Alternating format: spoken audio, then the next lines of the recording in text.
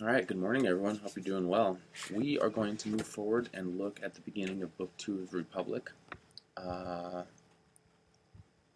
if you recall, Socrates and Glaucon are having a conversation about whether it's better to be good or be bad, right? Is it better to steal people's stuff or not steal people's stuff? And they briefly look at three categories of goods, right? Are there not three categories that all people pursue one thing or another for, right? And it seems a little strange at first, but I think you will find that everything anyone has ever consciously chosen or picked to do, right? Whether they watch TV or go for a run, whether they do drugs or eat a salad, right? Whether they cheat on their significant other or are faithful. They do for one of three reasons, right?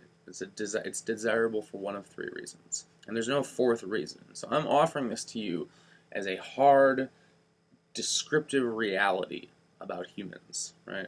It's not a normative claim. This is right or wrong, good or bad, right?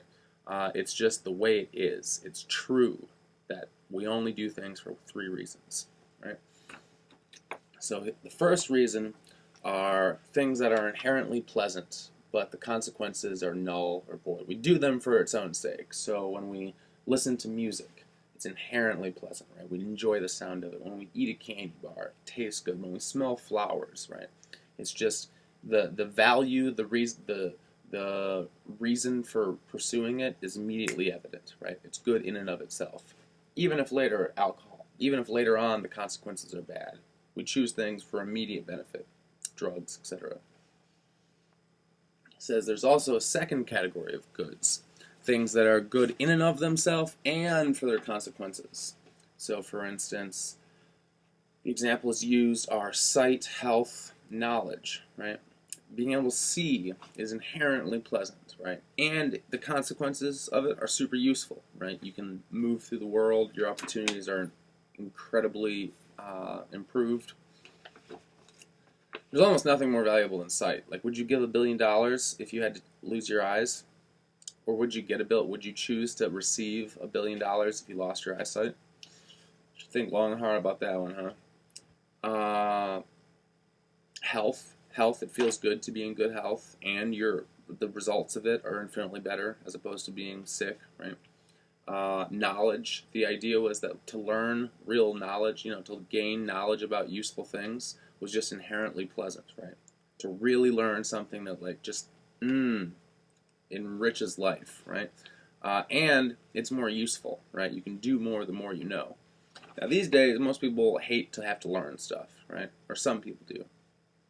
I think it's more a product of their primary education than any innate inclination or disinclination towards learning. And so, some people only go to school not for its own sake, but for the consequences. They hate learning, but they want the job that gives them enough money or the status or whatever. But there's also a third category of goods, things that we pursue not for their own sake, but only for the consequences. Right? So many people hate to exercise. They really wouldn't exercise, but they know they need to stay in shape. They'll be more attractive to whoever they want to look attractive to, etc., etc. Same with chores. Many people don't like doing chores, but they do it for the consequences, right? Many people hate their job, but they do it because it pays the bills, lets them do what they need to do or want to do, hopefully, and etc., etc. And so they're looking at these three categories, and I'm offering these as exclusive, exhaustive categories that all humans desire. Your mom, your dad, all the way back to Lucy Osteopithecus, right? Whatever it was. Everything they did, crawling out of the cave, was done either for immediate value or for consequential value.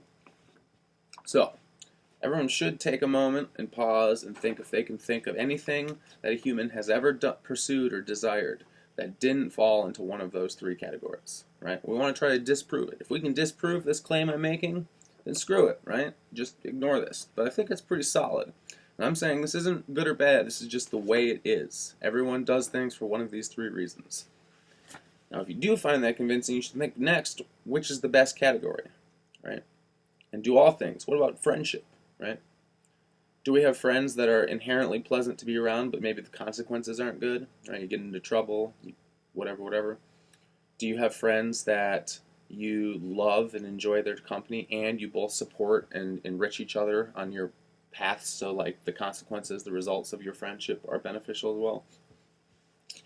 Or do you have frenemies, right? Acquaintances who you really don't like, but it allows you to leverage things, or they're coworkers, or you're making nice for some other reason, right? You wouldn't inherently choose, or you're related to them, right? So you just need to make good. And where do you want your job to fall, right? Think about it. Hopefully you fall in the second category, the win-win. Things are inherently pleasant, and the consequences are beneficial. But the conversation then moves to, well, where does justice fall? Where does being a good person fall? Why be a good person? Why should we not steal if we can get away with it? Why should we not kill people if we can get away with it? Why should we not lie when it's to our advantage? We tell kids, don't lie, don't steal, don't hurt people. But why, if it's to our advantage? Why follow the laws? Is there inherent value, some inherent value in trying to be as good a person as possible, saying please and thank you, holding doors, all that, keeping your word, being faithful? Or is it just instrumental? Make sense? Fundamental inherent value versus instrumental, like consequential secondary value. And you should stop and think to yourself, all my life I've been trying to, be a good person. Well, why? Why actually try to be a good person? Especially if it's profitable to not be a good person. People should pause this and, dwell on this for a hot minute. Then, moving on, we look at Glaucon, who, the way to understand this is he wants Socrates to, sell this. He's like, Socrates, which category does justice fall into? And Socrates is like, well, obviously justice falls in the second category. For to be good, to be just, is inherently pleasant and enriching, and the consequences, the results of it are far better, right? And Glaucon's like, that's not what most people say, Socrates. Most people say, actually, it's the opposite. People are only just because they can't get away with injustice. And that if they could, they would infinitely do wicked, selfish things for themselves, take people's stuff, hurt people, right? If they could escape it, right? If you were Superman and could act with impunity, right? Who would ever follow the rules, right? You think Superman's gonna fly the speed limit, right? Drive the speed limit? No, because no one can stop him. So why would he subjugate himself to something weaker and lesser? And so this whole conversation is Glaucon making a devil's advocate argument for how justice, ideas of right and wrong, literally entered human consciousness, entered human life thousands of years ago. Societies have had ideas of right and wrong, good and bad, for thousands of years, but there must have been a time when we codified it, right? When we actually put words to these interactions, good or bad, et cetera, et cetera. And so he says, if you please, then I will revive the argument of Thrasymachus, and first I will speak of the nature and origin of justice according to the common view of them. Secondly, so first he's going to talk about the nature and origin of justice. Secondly, I will show that all men who practice justice do so against their will of necessity, but not as a good. And thirdly, I will argue that there is reason in this view, for the life of the unjust is, after all, far better than the life of the just, if what they say is true, Socrates, since I myself am not of their opinion. I have not yet heard the superiority of justice to injustice maintained by anyone in a satisfactory way. I want to hear justice praised in respect of itself, then I shall be satisfied. So, he's like, I don't want you to tell me why it's good to be just consequentially, right? Because I'll have a better reputation because I'll get better jobs. I want to hear why it's good to be a good person in and of itself for its own sake, right? Because he wants Socrates to put justice in the second category, something that's inherently beneficial and desirable, and the consequences. He's saying the common view, Socrates, most people are only just because it's in the third category, because they want to stay out of prison and not get punished for being unjust, right? So, Glaucon goes on.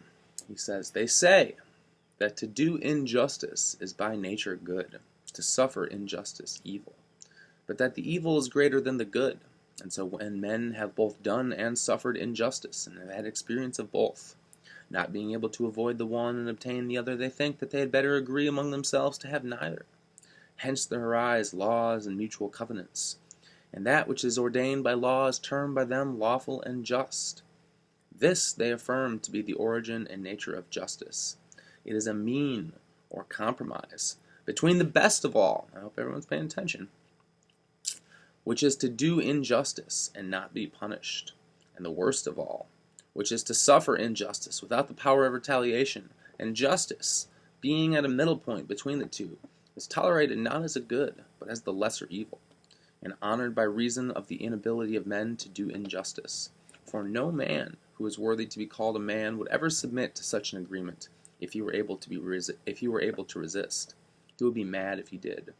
And I should note here that when they say man, we should just think person or human, right? It's just not a gender-specific thing, right? So no one who...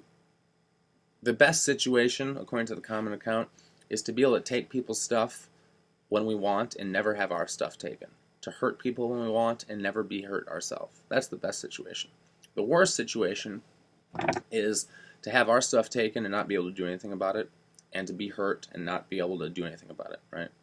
And when we've both stolen and been stolen from, we realize that the being stolen from is worse than the benefit we get from stealing something else. And so we're like, oh, all right, guys, we better come up with laws because this whole like back and forth thing is bad, right? Because we're not powerful enough. We're not a Superman, right? To like escape the one, obtain the one and escape the other, right?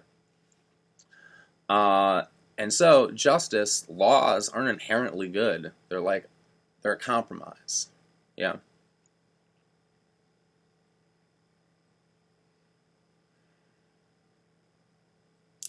So then he goes on, and this is an interesting part, to talk about the ring of Gyges.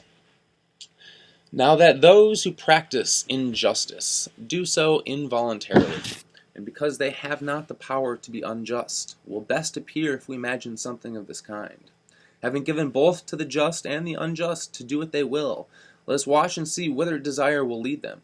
Then we shall discover in the very act the just and the unjust to be proceeding along the same road. So he says, all right, people only follow the laws because they don't have the ability to violate the laws. And so, let's give them the power that the shepherd Gyges once had. So the story goes, Gyges is out walking, he sees a meteor fall, he goes to the crater. In the crater he finds like a small bronze horse or something. In the bronze horse he finds a ring. What happens when he puts the ring on? Well,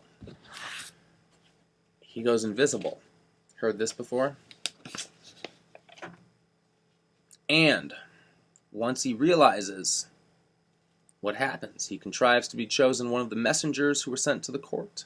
Whereas as soon as he arrived, he seduced the queen, and with her help conspired against the king and slew him, and took the kingdom. Suppose now that there were two such magical rings, and the just put on one of them, and the unjust the other. No man can be imagined to be of such an iron nature that he would stand fast in justice. No man would keep his hands off what was not his own when he could safely take what he liked out of the market, or go into houses and lie with anyone that he wills, or kill or release from prison whom he would, and in all respects be like a god among them.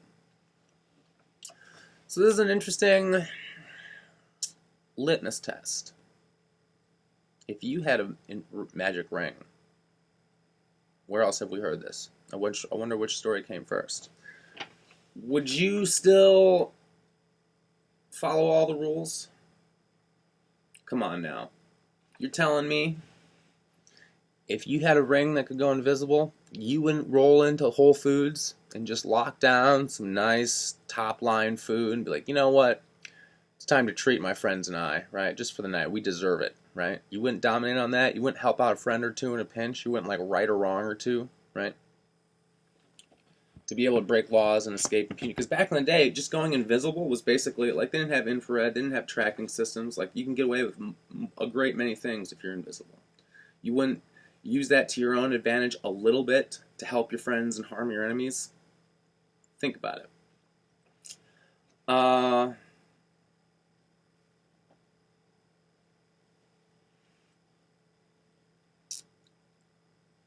For all men believe in their hearts that injustice is far more profitable to the individual than justice. And he who argues as I have been supposing will say that they are right. If you can imagine anyone obtaining this power of becoming invisible and never doing any wrong or touching what was another's, he would be thought by the onlookers to be a most wretched idiot, although they would praise him to one another's faces, and keep up appearances with one another from a fear that they too might suffer injustice. Enough of this. So, he's making his second point, right? He's saying, all right, people are only praising justice due to their inability to practice injustice, right? They're all just, it's kind of like when people demonize rich and successful businessmen and corporate heads, right, who are just like destroying the environment and crooked as anything and getting away with it. We're like, God, these people are horrible. But if we could make that much money and just escape retribution, wouldn't we kind of play the game? Like, on most days I'm like, no, I would never want to be president, right? Being president would be the worst. Oh my God. The more people you have to take into consideration, the lower your expectations go every time. But if someone's like, yeah, man, you can be president, we can do it, right? I'd probably be like, hell yeah. How awesome would that be? To be president? Are you kidding me? I mean, pick your president. Clinton, George W., Obama, Trump, right? I'm not a big fan of any of these guys, right? But I certainly don't blame them. George W., I grew up, I became an intellectual under George W.'s reign. And I was just always just like, what is this? How did this happen? But of course, he rolled for it. He's like, yeah, I can do that? Sure, I'll do it. So, he's made the case, if you had a ring that would let you go invisible, what would you not try to do? And why would you... Anyway, you get the idea. So, what are we at here? We better stop this and do a second section where we look at the two statues. Okay. The last thing I want to end with, though, is why be good?